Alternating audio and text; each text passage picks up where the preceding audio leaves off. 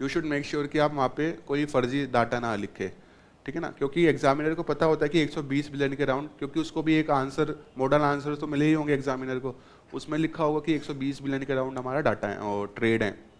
But if you are writing without source की 130 हैं, 140 है, तो उसमें दिक्कत हो सकती है। तो आप देखेंगे कि अलग अलग बहुत सारी संस्था होती है जो डाटा रिलीज करती हैं। फॉर एग्जांपल अनएम्प्लॉयमेंट वाला डाटा होता है वो CMIEB रिलीज करती हैं, XYZ, मतलब एक डाटा 5 या 6 संस्था इंडिया में लॉन्च करती है और सब में बहुत ज़्यादा डिफरेंस भी कई बार आ जाते हैं। तो always go with the data जो गवर्नमेंट ऑफ इंडिया का ऑफिशियल डाटा है, जो आपको PIB पे मिलता है, जो न्यूज़पेपर में आता है, ठीक है। जब आप प्रिपेयर कर रहे हो तो अपने नोट्स में वही डाटा लिखो जो गवर्नमेंट सोर्स का है, ठीक है। उसके बाद आपने नोट्स में गवर्नमेंट सोर्स का डाटा लिख दिया, तो अगर आपको याद नहीं रहता तो आप उसको मेंशन मत करो, कोई डाउट, कोई दिक्कत नहीं है। अगर आप याद कर सकते हो तो आप उसको सोर्स पे लिख सकते हो। मैं जनरली याद नहीं रख पाता था सोर्स, इसलिए मैंने कभी लिखा नहीं।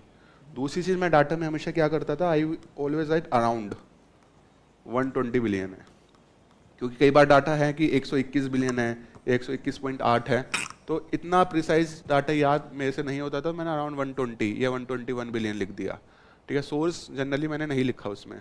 But if you are writing some quote, for example India USA relationship पे अगर एस जयशंकर ने कुछ बोला है और आप उनकी कोट लिख रहे हो, तो उसमें आप लिख दो कि एस जयशंकर की कोट है या मिनिस्ट्री ऑफ एक्सटर्नल अफेयर्स ने ऐसा स्टैंड लिया है, ठीक है, उसमें आप लिख सकते हो। लेकिन डाटा में, क्योंकि आप 100 तरह का डाटा याद करोगे, सबका सोर्स याद रख पाना काफ़ी मुश्किल होगा।